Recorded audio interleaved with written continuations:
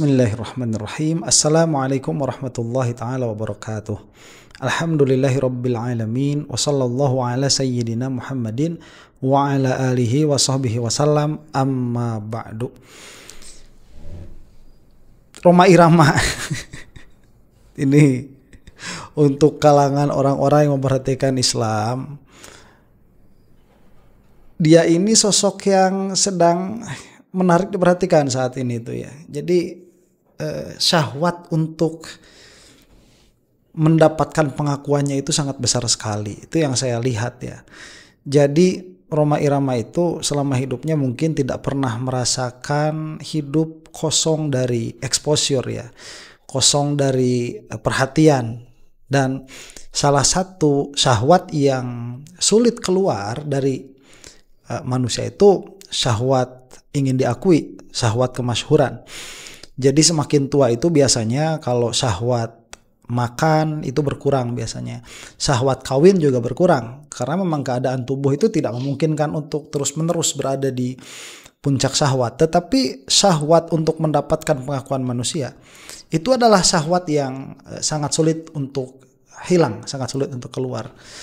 Dan kita saksikan ini pada diri Rhoma Irama begitu ya. Tidak cukup dia itu ditasbihkan sebagai raja dangdut, tapi juga mau menjadi wali yang mana kewaliannya itu bukan kewalian menyendiri di sisi Allah Subhanahu wa taala, tetapi ingin masyhur demikian di kalangan manusia, dan itu sudah ditasbihkan oleh si Imad ya, laknatullah alaih. Nah, ini kita akan saksikan dulu lah karena videonya panjang dan saya pun belum melihat video ini. Ini adalah orasinya Rhoma Irama di pelantikan PWILS se-Jabodetabek.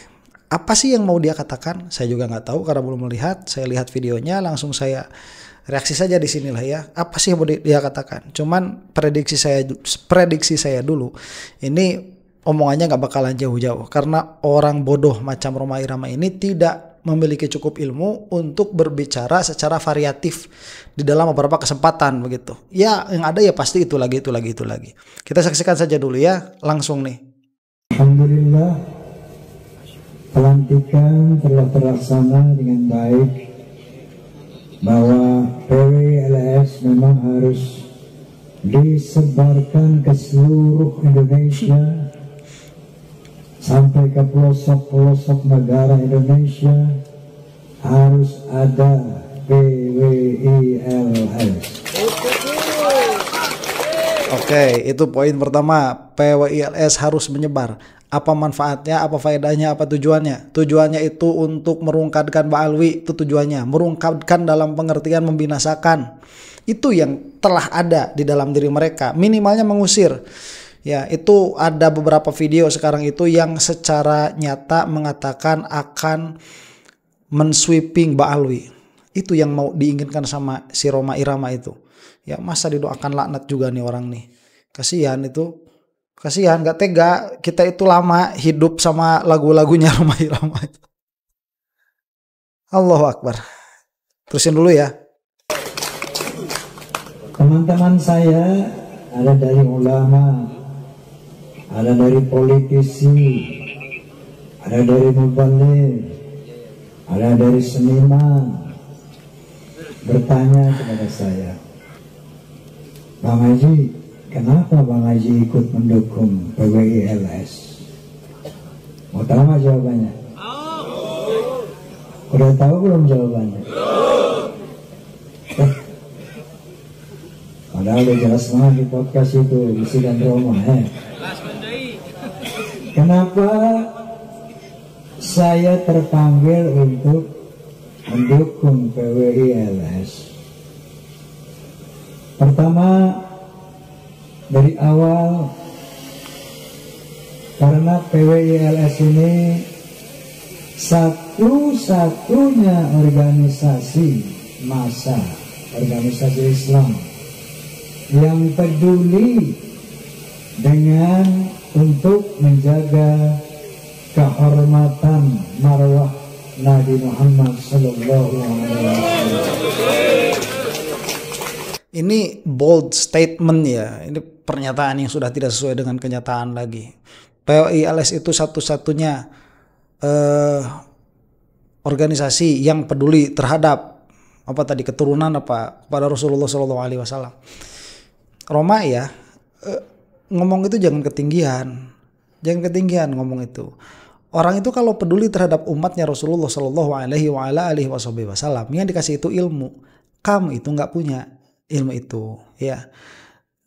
Tuh bingung ngomongnya juga. Apa yang mau kita obrolin tentang kealimannya nak Roma Irama ini? Apa yang mau kita omongin itu? Ngaji kitab ya nggak bisa, baca Quran ya kadang-kadang belepotan.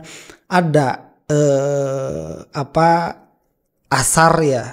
Kalaupun kita katakan asar itu ada asar dianggap khobar, dianggap hadis. Ini orang akidahnya nggak tahu gimana, fikihnya nggak tahu gimana. Secara mudah sekali mengatakan sesuatu itu wajib atau haram. Perkara yang ada khilaf padanya seperti musik, dia itu secara frontal yakin mengatakan itu tidak ada masalah. Kemudian dalam perkara-perkara yang jelas tidak ada sisi kewajibannya, dia itu dengan mudah sekali mengatakan wajib. Susah lah begitu ngomongnya. Jadi penilaian Roma Irama ini besar sekali kemungkinan salahnya. Kalau tidak dikatakan salah mutlakon begitu. Perkara-perkara yang dia hukumkan kepada sesuatu. Seperti tatkala dia menghukumkan PWILS ini adalah satu-satunya organisasi yang peduli terhadap marwah Rasulullah SAW dan sebagainya. Ya ini mungkin yang kemarin dikatakan najis lah, organisasi-organisasi yang menganggap organisasi yang lain najis begitu.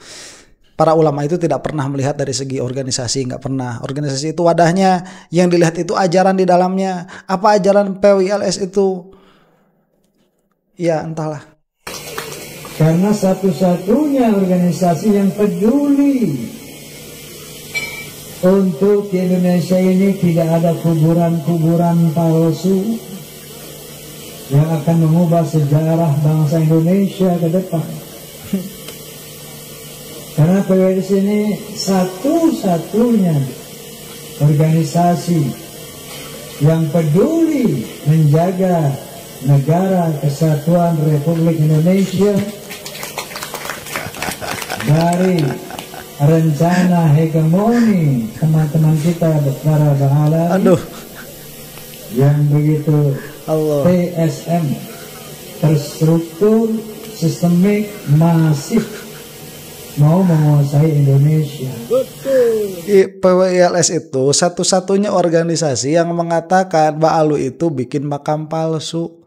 Satu-satunya organisasi yang mengatakan kita bersatu tetapi mereka yang bikin gaduh. Itu PWILS. Masya Allah ya. Ini kemana nalar itu? Kemana? Umat itu bersatunya fil jamaah, di dalam jamaah. Nanti dari jamaah-jamaah ini dia ada yang mufarokoh, ada yang keluar dari jamaah sedikit demi sedikit. Yang keluar dari jamaah sedikit demi sedikit ini kadang-kadang adanya itu di dalam kasus-kasus yang partikular. Nah, kasus yang partikular di sini misalkan yang di blow up sama Mbak Alwi itu adalah bukan Mbak Alwi ya, PWILS. Yang di blow up sama PWILS itu adalah Bani Mbak Alwi ingin menguasai Indonesia. Siapa yang punya sikap seperti itu? Siapa? Bahkan hal tersebut dari Wahabi saja gak keluar. Karena memang Wahabi kan dari awal juga mereka tidak punya organisasi itu. Kita akan bahas nanti insya Allah dalam waktu dekat akan ada video tentang Wahabi ini ya. Mereka itu kan tidak berorganisasi itu secara terbuka begitu ya, mengatakan bahwa nggak kayak kita kan bikin NU begitu, kemudian Muhammadiyah bikin Muhammadiyah. Salafi kan kagak. Mereka itu cuman mengangkat mengangkat ketokohan begitu kayak di Khalid Basalamah dan lain sebagainya.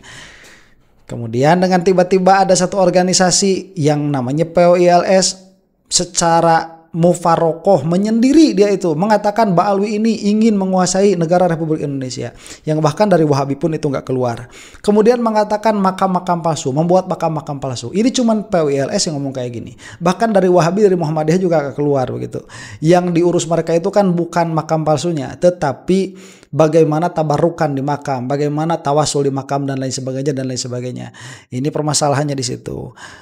Nah, untuk melihat secara jernih di mana umat itu bersatu, kemudian di mana khilafnya, di mana mufarokohnya satu kelompok dari kelompok yang lain, itu memerlukan ilmu yang dalam. Roma Irama ini tidak memiliki kecakapan itu, dan dia itu sudah berani masuk ke dalam ranah yang dia tidak memiliki kompetensi di dalamnya. Sayangnya, lagi-lagi sayangnya, orang yang ikutnya banyak. Itu sayangnya. Ini indikator-indikatornya nggak perlu dijelaskan di sini karena sudah sangat terang benderang sebagaimana terangnya matahari siang hari ini. Itu bahasa-bahasa syair dipakai seperti itu tanpa pikiran-pikiran yang benar, itu tidak menjelaskan apa-apa. Di mana terang benderangnya Ba'alwi ini ingin menguasai Indonesia? Apa yang mau mereka kuasai itu apa? Ya. Yang benar-benar ingin menghegemoni Indonesia dikaburkan sama perkataan Roma Irama ini, entah dia sadar atau tidak. Orang-orang yang makan duit APBN, orang-orang yang sekarang itu mengatakan tanah kalau nganggur 2 tahun gak dipakai bakal disita negara, kemudian orang-orang yang secara enak membagikan tanah-tanah untuk dipakai ya, hak guna tanah dengan kontrak 60 tahun, 80 tahun, 100 tahun. Itu tidak disentuh sama sekali. Mereka itu tuh yang mau menguasai bangsa Indonesia ini. Ba'alwi itu apa?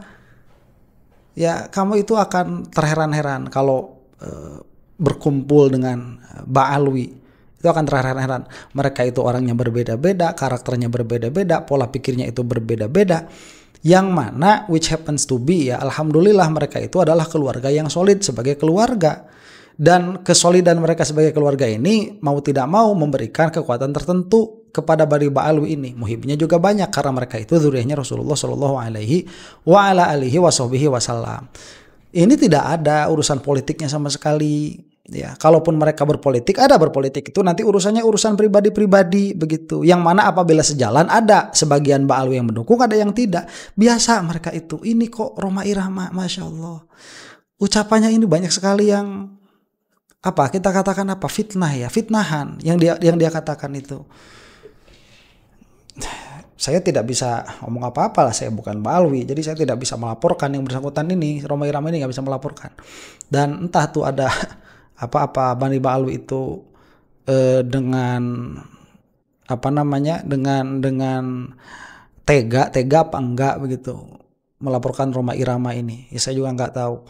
Cuman di dalam beberapa kasus itu ada perbuatan-perbuatan PWLS ya yang sudah dilaporkan, tetapi memang tidak ada tanggapan juga.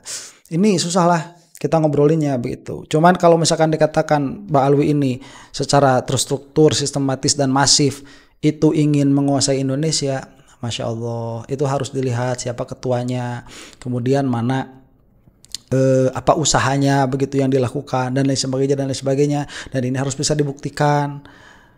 Kalaupun misalkan menguasai dalam pengertian legal, ya kenapa tidak, boleh-boleh saja. Seperti orang yang ingin punya banyak tanah, tuh di Garut itu ada orang tanahnya banyak sekali, yang katanya itu menurut gosip ya, sampai-sampai nggak boleh beli tanah lagi. Itu kan ada orang-orang seperti itu, gunung dibeli, ada orang-orang seperti itu.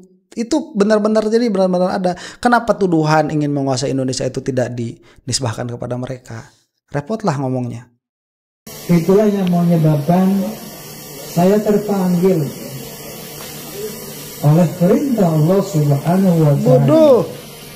Wal takum minkum ummatun yad'una ilal khair wa ya'muruna bil ma'ruf wa yanhauna 'anil munkar wa ulaika humul muflihun.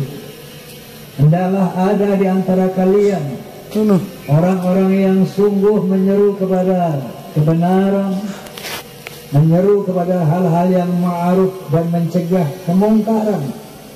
Ulaika humul muflihun. Itulah orang-orang yang beruntung.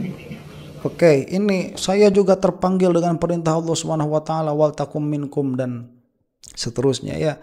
Al-Qur'an ini juga ayat yang dipakai oleh Kiai Haji Ahmad Dahlan tuh waktu beliau membuat Muhammadiyah. Ini harus dipahami dulu Roma ya. Membuat organisasi, aktif di dalam organisasi, atau membuatlah dalam hal ini, karena itu yang difahami juga oleh Bahi Ahmad Dahlan begitu. Ini masalahnya kan fardunya fardu kifayah, bukan fardu ain. Kalau sudah ada, selesai. Malah kalau sudah ada, jangan sampai bikin yang baru lagi. Karena itu akhirnya hanya menjadi tafarruq, hanya menjadi perpecahan di kalangan umat. Muhammadiyah itu dulu, Mbah Yai Ahmad Dahlan, tatkala membaca ayat ini, kemudian terilhami dari ayat ini untuk membuat organisasi. Ya, karena ini sebetulnya kan bukan terhadap organisasi, tetapi harus ada orang-orang yang menjalankan fardu kifayah. Di antaranya apa? Amar ma'ruf nahi mungkar. Ini tidak ada organisasi yang bercorak Islam, tidak ada. Yang ada dulu itu Budi Utomo.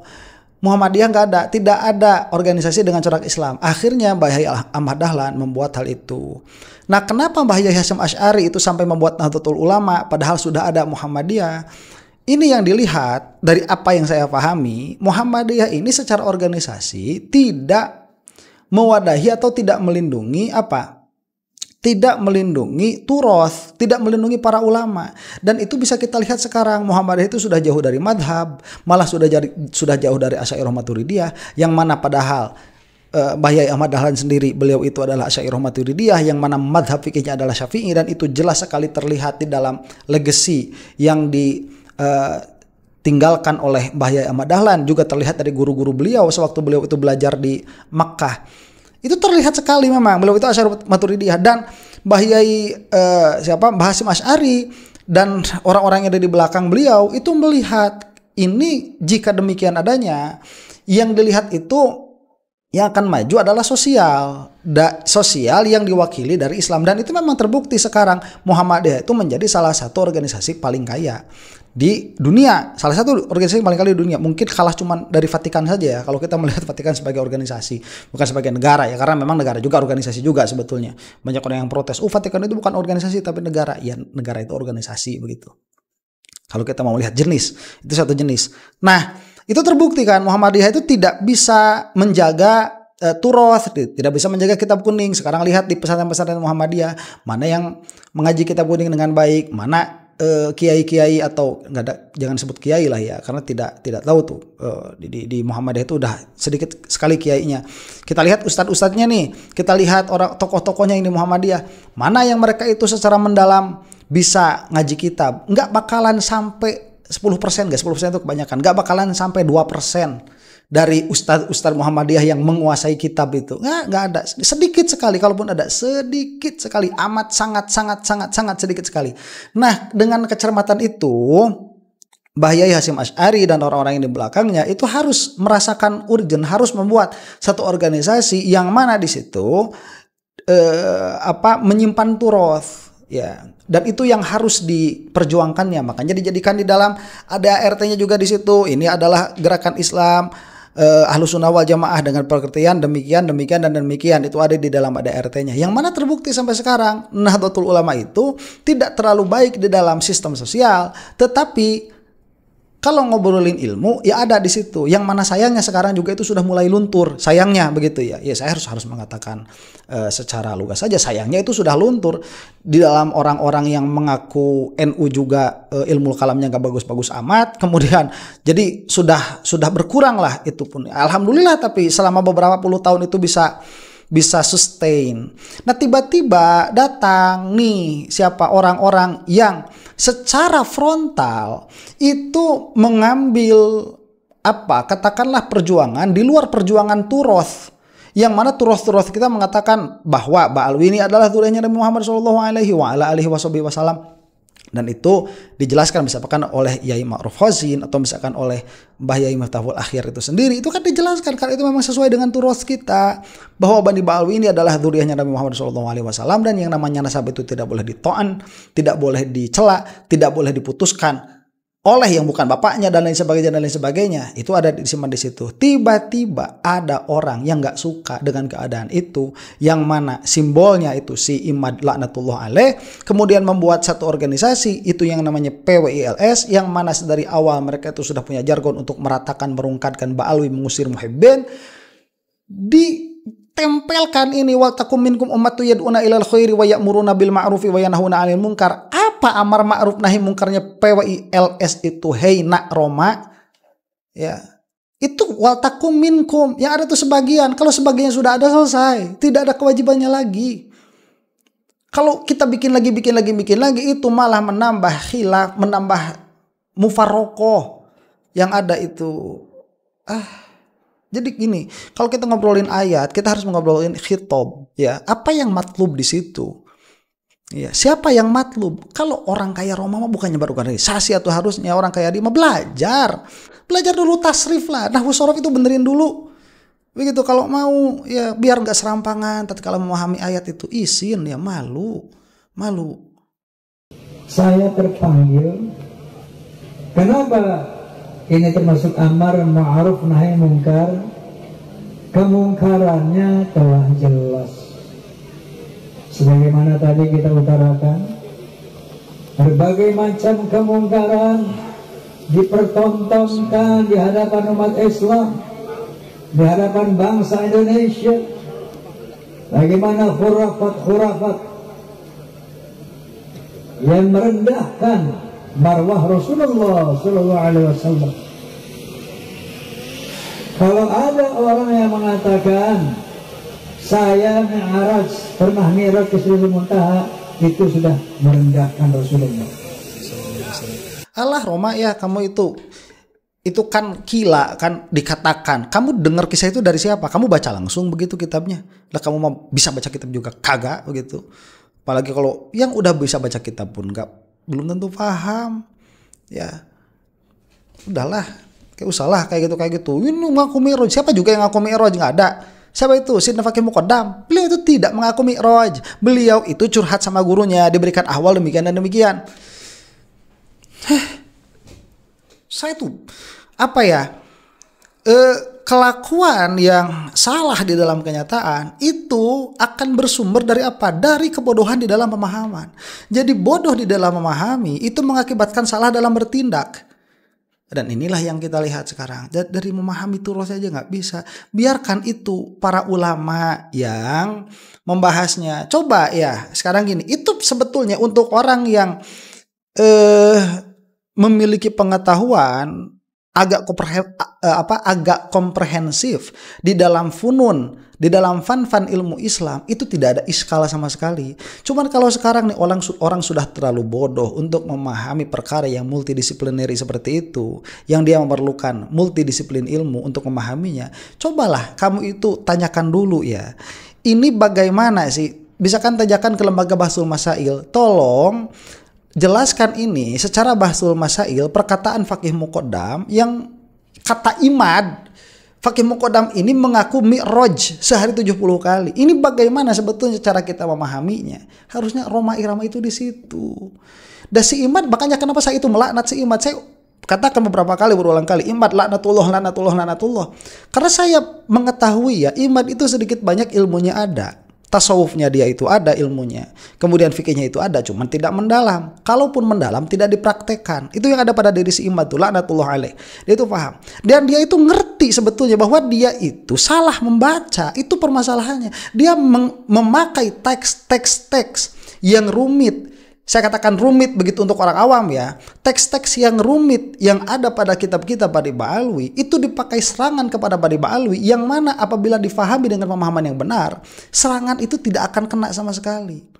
Makanya seharusnya kan ini dari kata-kata si imad di laknatullah alaih, coba tanyakan kepada ulama-ulama yang bukan si imad, yang lebih banyak daripada itu. Daripada satu orang itu, apakah akan ada orang-orang yang memiliki kesimpulan seperti itu atau tidak? Tanyakan kepada Nahdlatul Ulama, tanyakan kepada lembaga Bahsul Masail yang netral begitu. Coba tanyakan. Ya, itu kalau misalkan sedari awal sudah menyesatkan dan kitab itu ada mudah sekali diakses. Orang-orang yang lebih alim daripada si imad itu bakal sudah mengatakannya sedari dulu. Itu kitab sudah lama sekali. Syekh Nawawi tidak membahas itu. Ya, itulah makanya yang mengatakan apa, barang siapa yang memberikan ilmu kepada bukan ahlinya itu seperti mengalungkan mutiara kepada leher babi, ya si babi nggak bakalan ngerti begitu. Si babi nggak bakalan ngeh bahwa itu adalah perkara yang mahal, perkara yang mulia untuk diberikan. Memang ada beberapa kesalahan juga dari Ba'alwi itu. Seperti itu memberikan sebagian Ba'alwi ya saya katakan.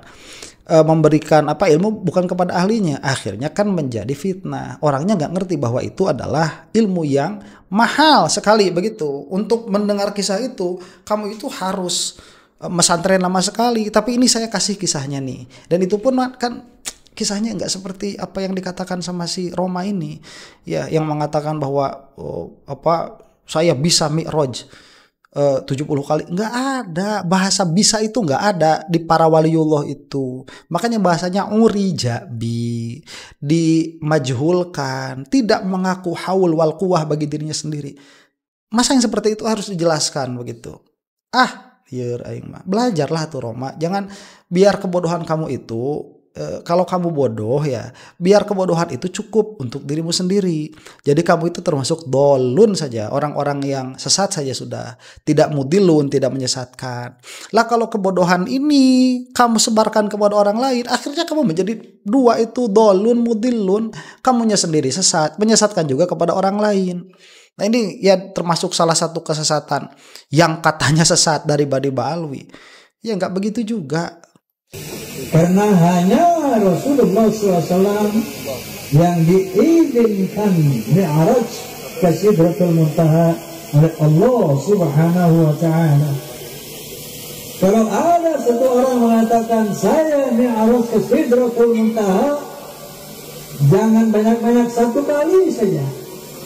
Ini sudah menghina Rasulullah SAW, apalagi 70 kali sehari. Nih Roma, ya saya katakan begini. Apakah pernah dinukil Rasulullah SAW itu mimpi bertemu Rasulullah mimpi bertemu Allah Subhanahu Wa Taala? Itu nggak pernah dinukil tuh. Rasulullah mimpi bertemu Allah Subhanahu Wa Taala. Itu ada. Rasulullah itu mi'raj bertemu dengan Allah Subhanahu Wa Taala, itu pun mukhtalafun fihi. Ada ulama yang mengatakan memang melihat, ada yang tidak. Itu pun khilaf. Posisi Ahlus Sunnah memang melihat. Nah sekarang lihat begini ya, Imam Ahmad bin Hambal, beliau itu mengaku melihat Allah Subhanahu Wa Taala di dalam mimpinya sampai 100 kali. Apa itu kita mau mengatakan bahwa beliau itu lebih mulia Imam Ahmad itu daripada Rasulullah SAW? Kan kagak begitu. Ya, kemudian kita lihat nih, Rasulullah SAW itu berapa kali hajinya itu? Cuma 1 kali. Yang lain itu bisa sampai 4-5 kali tuh. Ada salah satu sufi yang mana hajinya sampai 30 kali. 30 tahun nggak pernah lewat haji tuh. Kemudian saumnya Rasulullah SAW, itu tamatnya selesai 1 bulan itu cuma sekali. Paling banyak 2 kali tuh riwayat yang sampai. Paling banyak 2 kali. Kita itu beberapa kali, ada yang 10 kali, ada yang seumur hidup puasanya nggak pernah bolong begitu bulan Ramadan. Apakah itu juga menghinakan kepada Rasulullah SAW? Enggak. Makanya pelajari dulu usuluddin itu yang benar. Ini perkara mungkin, ini perkara wajib, ini perkara mustahil, perkara yang mungkin dinisbatkan kepada Rasulullah SAW, itu pun juga bisa dinisbatkan kepada orang lain. Itu pun kalau kita memang musalamah dari awal fakih muqaddam ini ngaku mi'raj ke Sidratul Muntaha, padahal itu pun nggak ada begitu. Jadi ini mah bodohnya sudah murokab, bukan sudah murokab 1 kali, bukan. Roma Irama itu nggak tahu dirinya bodoh. Roma Irama itu tidak tahu usuluddin, Roma Irama itu tidak tahu fikih, Roma Irama tidak mengetahui ahkam akliyat, Roma Irama itu tidak mengetahui bahwa dirinya itu sudah berusaha untuk menjadi nabi karena membuat hukum yang tidak istinbat melalui metodologi dan lain sebagainya. Dia tuh nggak tahu. Ya, kebodohannya itu sudah akut, dan kalau orang sudah tua seperti ini tidak mau belajar, sulit untuk menyadarkannya belajar karena dia merasa dia itu sudah mengetahui perkara-perkara. Itu yang jadi masalah. Kalau ada yang masih mau dilanjut silahkan komentar di bawah ya. Na'udzubillahi min dzalik, dari keadaan Roma Irama ini. Na'udzubillahi min dzalik. Mudah-mudahan kita dijauhkan dari keadaan terlalu bodoh seperti Roma Irama ini. Wallahu taala alam bisawab. Assalamualaikum warahmatullahi taala wabarakatuh.